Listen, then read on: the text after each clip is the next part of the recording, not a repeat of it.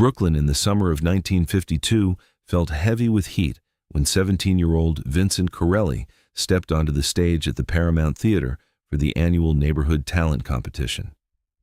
Weeks of practice had gone into perfecting his magic routine, and Vincent needed that $50 prize more than anyone in the audience could guess because his father had been out of work for months and his mother was stretching almost nothing to feed 4 children. This talent show represented his one chance to help, his opportunity to bring home something that would actually matter. His only good shirt, pressed carefully by his sister Maria, felt stiff against his shoulders as he carried a small wooden box containing the props for his magic tricks. Stage lights blazed hot and bright, and when Vincent stepped into their glow, he could make out the packed auditorium filled with neighbors, families, and local business owners who had come to watch the community's young talent perform. The master of ceremonies, a radio personality named Donald Hutchins, introduced Vincent with theatrical flair, and the teenager began his act with hands that trembled but enthusiasm that came through genuine. The first trick Vincent attempted involved making a coin disappear and reappear, simple sleight of hand that he had practiced thousands of times in his bedroom mirror. Pressure from the stage lights and the weight of hundreds of watching eyes made his nervous fingers fumble the move, and the coin clattered loudly onto the wooden stage floor before rolling into the orchestra pit with an echoing clang that seemed to last forever. Silence filled the auditorium for a moment before a few chuckles rippled through the crowd. Vincent's face flushed red, but he tried to recover by moving quickly to his next trick, which involved 3 cups and a small rubber ball.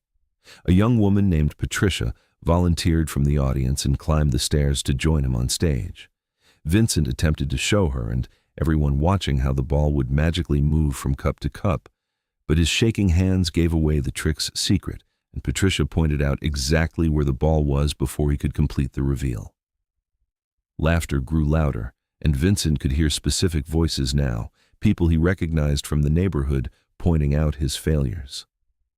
Donald Hutchins, sensing an opportunity for entertainment at Vincent's expense, began to mock the boy openly by asking the audience if they had ever seen such a terrible magician and encouraging them to applaud for his spectacular failure. What happened next would haunt Vincent Corelli for years to come, though not in the way anyone expected that night. Donald Hutchins grabbed the microphone and began a running commentary on Vincent's mistakes, turning the boy's earnest attempt at magic into a comedy routine for the crowd's amusement. The radio personality imitated Vincent's nervous gestures, exaggerating his fumbling movements and making jokes about how the boy couldn't even make himself disappear, which would have been the best trick of the night. Caught up in the moment and following Hutchins' lead, the audience laughed harder and louder, with some people standing and pointing at the mortified teenager on stage. Vincent tried to continue by attempting one more trick with a deck of cards, but Hutchins snatched the cards from his hands and tossed them into the air, creating a shower of playing cards that scattered across the stage while the crowd roared with laughter.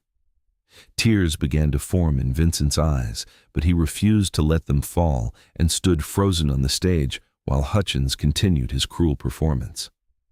In the audience, Vincent's mother, Carmela, had covered her face with her hands because she couldn't watch her son being destroyed in front of the entire neighborhood, while his younger siblings sat confused about why everyone was being so mean to their brother.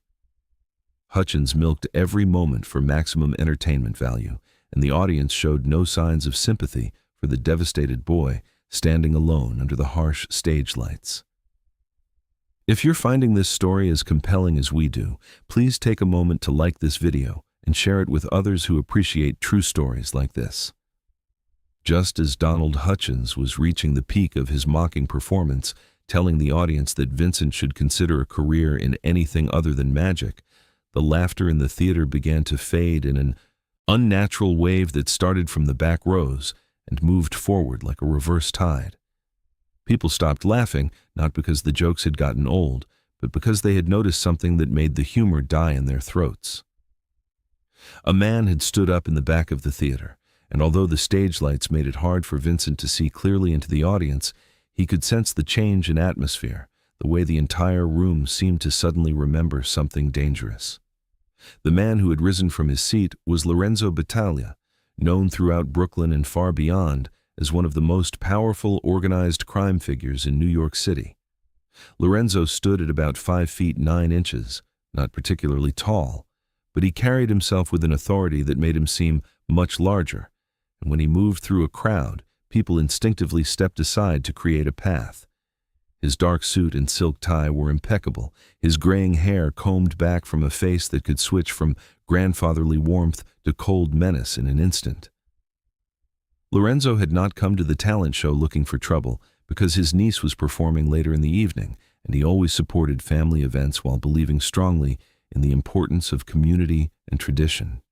Lorenzo Battaglia began walking down the center aisle of the Paramount Theater, his leather shoes clicking against the floor in a rhythm that seemed impossibly loud in the growing silence. Donald Hutchins, still on stage with his microphone, seemed to finally notice that something had changed, that the audience was no longer with him, and he turned to see what had captured their attention. When Hutchins saw Lorenzo approaching the stage, his face went from flushed with laughter to pale white in a matter of seconds, because even though he was a radio personality who spent most of his time in Manhattan studios, he knew enough about Brooklyn to recognize Lorenzo Battaglia on sight. Vincent stood frozen on the stage while still holding his wooden box of magic props, unsure whether this new development was somehow worse than what he had already endured.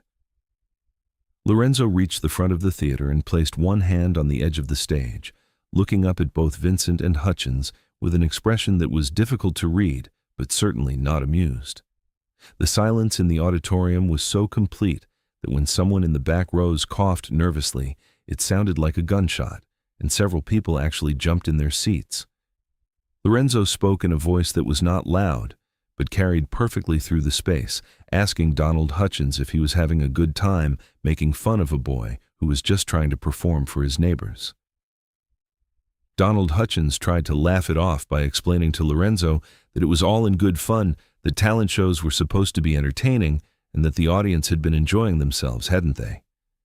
But when Hutchins turned to the audience for support, he found only silent faces staring back at him, because nobody was going to agree with anything that might put them on the opposite side of Lorenzo Battaglia's opinion.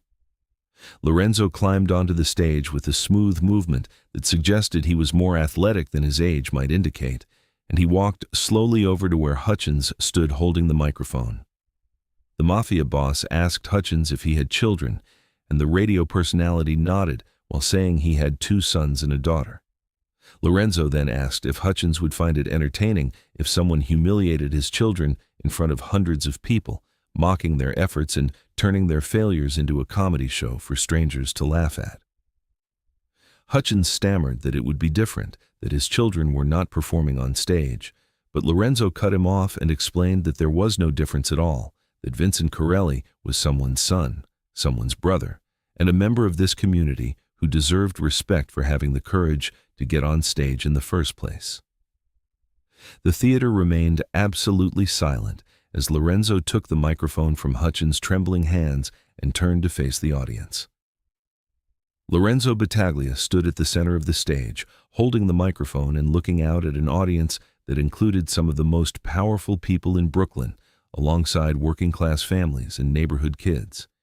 He began to speak about respect, about how a community was only as strong as its weakest member,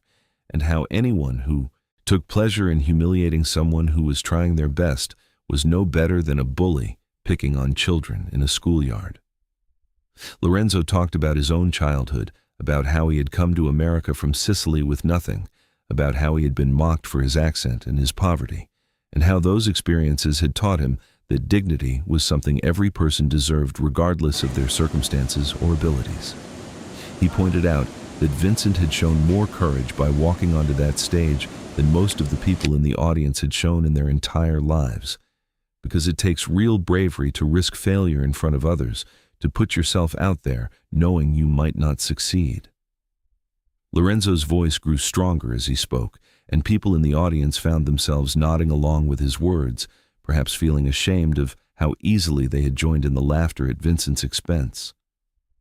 The Mafia boss then did something unexpected when he turned to Vincent and asked the boy if he would be willing to try his magic tricks one more time, but this time for an audience that would watch with respect and appreciation rather than mockery. Vincent Corelli looked at Lorenzo Battaglia with wide eyes, not quite believing what was happening, and for a moment it seemed like he might refuse, might just want to leave the stage and never think about magic again. But something in Lorenzo's expression, a genuine warmth and encouragement, gave Vincent the courage to nod his head and set up for his first trick again. The audience watched in complete silence as Vincent performed the coin trick, and although his hands still shook slightly and the move was not perfectly smooth, when the coin disappeared and reappeared, the audience erupted in genuine applause that was far more enthusiastic than anything they had given to earlier, more successful performers. Vincent moved through his routine while performing the cup and ball trick and the card tricks, and while he still made small mistakes, the audience responded with encouragement rather than mockery by applauding each attempt and gasping appropriately at each reveal. Lorenzo stood to the side of the stage, watching with his arms crossed and a slight smile on his face, and his presence seemed to remind everyone in the theater about what really mattered in a community. When Vincent finished his act, he received a standing ovation that brought tears to his eyes again, but this time they were tears of relief and joy rather than humiliation. Lorenzo walked over to Vincent and shook his hand firmly before pulling out his wallet and handing the boy a $100 bill, twice the amount of the competition's prize money, and telling him that this was for courage, which was worth more than technical skill. Donald Hutchins quietly left the stage during the applause for Vincent, and he was never invited back to host another community event in Brooklyn, his radio career taking a noticeable downturn in the following months as word spread about what had happened at the Paramount Theater. Lorenzo Battaglia stayed for the rest of the talent show to watch his niece perform a beautiful song and applauded for all the other young performers with genuine appreciation. After the show ended, people approached Lorenzo to thank him for what he had done, and he reminded them that they should be thanking Vincent for reminding everyone what courage looked like. Vincent Corelli went home that night with the $100 bill carefully folded in his pocket, and when he gave it to his mother, she cried and hugged him while telling him that she had never been more proud of him than she was at that moment. The story of what happened at the talent show spread throughout Brooklyn and eventually throughout New York City, becoming one of those legends that people told to illustrate the complicated nature of men like Lorenzo Battaglia, who could be ruthless in business, but also defended the dignity of a teenage boy being humiliated on stage. Vincent never pursued magic as a career, but he kept that $100 bill for the rest of his life, framed in his home as a reminder of the night when the worst moment of his young life was transformed into something else entirely. The incident at the Paramount Theater in 1952 became part of Brooklyn folklore, a story that was told and retold in barbershops and restaurants, in family gatherings and neighborhood meetings, usually as an example of how even people who operated outside the law could sometimes be more honorable than those who claimed to represent respectability and entertainment. Lorenzo Battaglia continued his activities in organized crime for many more years before retiring in the 1970s and living quietly in a modest house in Brooklyn until his death in 1984 at the age of 79. Vincent Corelli grew up to become a successful electrician, married a woman named Rosa, who worked as a teacher, and raised 3 children who all heard the story of their father's talent show experience countless times growing up. In interviews conducted years later, Vincent always spoke with gratitude about what Lorenzo had done, while also being careful to note that he did not condone the man's criminal activities, only his actions on that particular night. The Paramount Theater where the event took place was demolished in 1971 to make way for a shopping complex, but old-timers in the neighborhood still point to the location and tell newcomers about the night a Mafia boss stopped a talent show to defend a humiliated teenager. The story raises complicated questions about morality, about how people can contain both good and bad qualities, and about how a single action can define how someone is remembered regardless of everything else they did in their lives.